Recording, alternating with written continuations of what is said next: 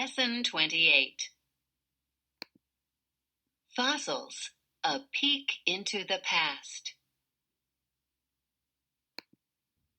Big news came out of Fairbanks, Alaska in the fall of 2007.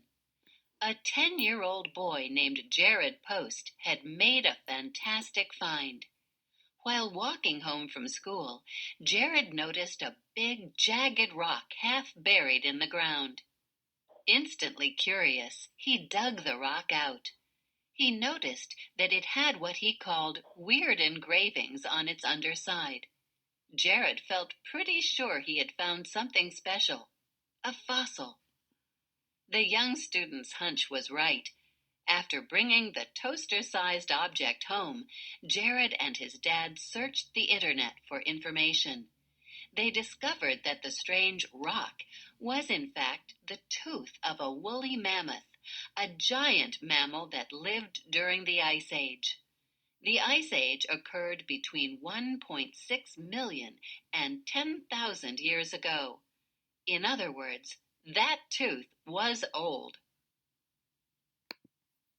The huge mammoth tooth Jared Post found weighed 7 pounds. Jared is deciding whether to keep the tooth or donate it to a museum.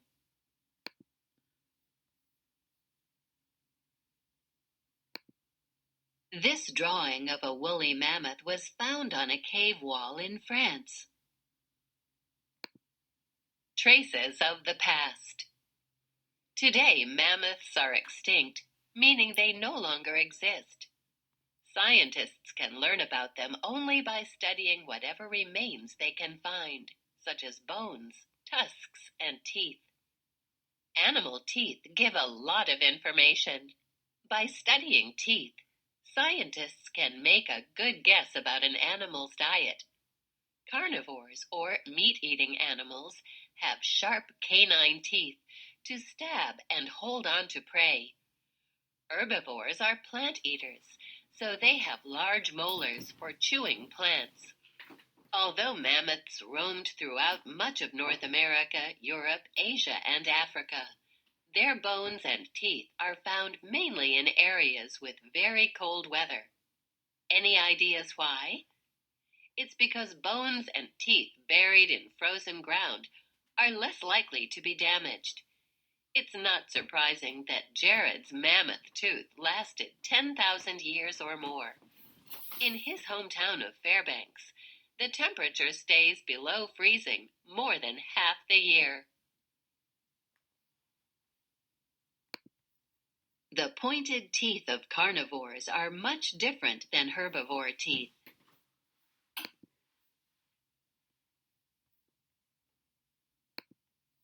Imagine a woolly mammoth. For about 2 million years, woolly mammoths roamed the northern plains of Europe, North America, and Asia.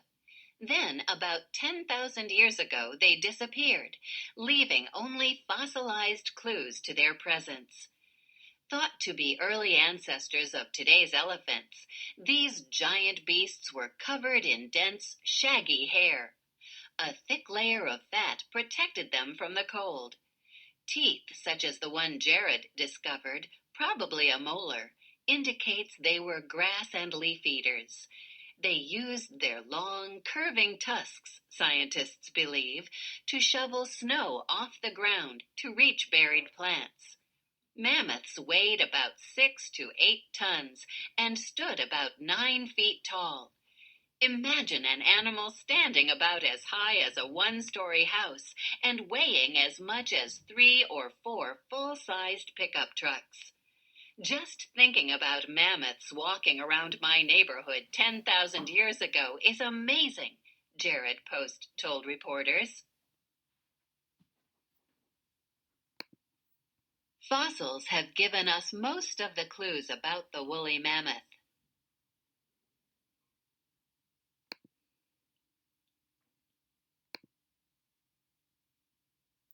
Mammoth fossil sites. Dots on this map show some of the major North American sites where mammoth fossils have been found.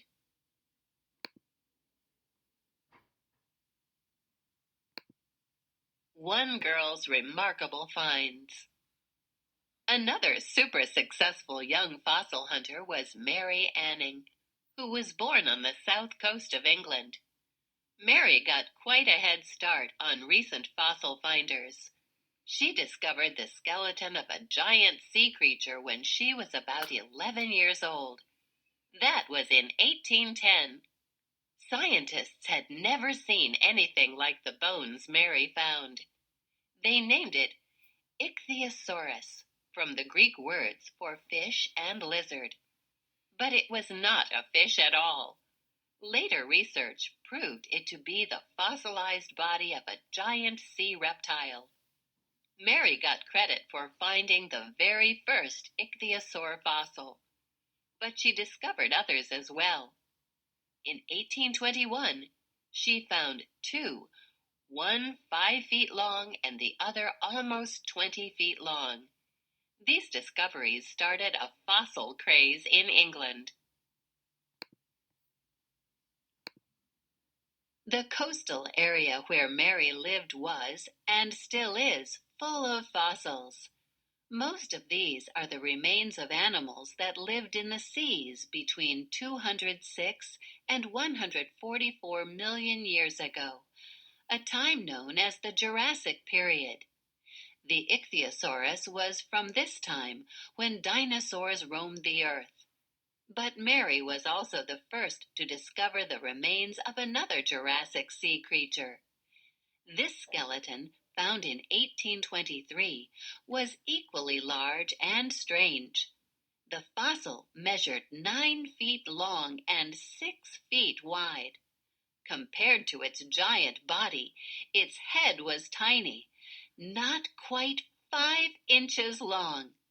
The creature was named Plesiosaurus, meaning almost like a lizard.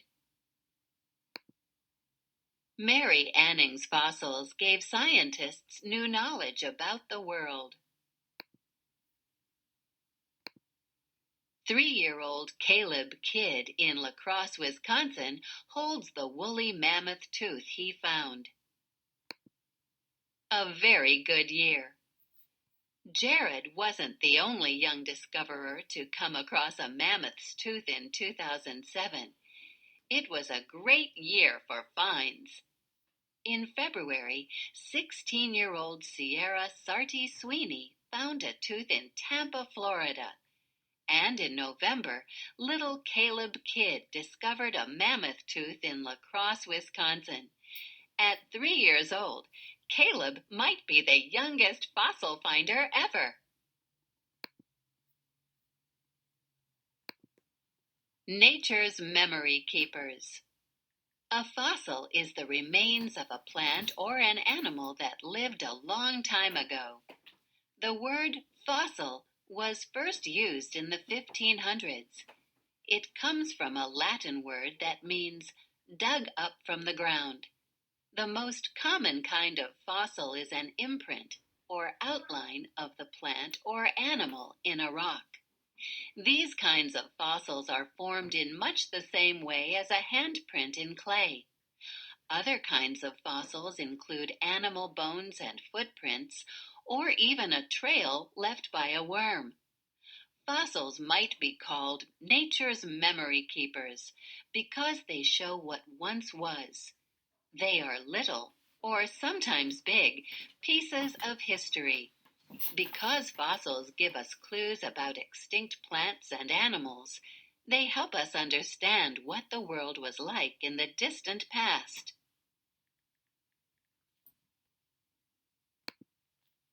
Fossil of a wading bird found in Wyoming.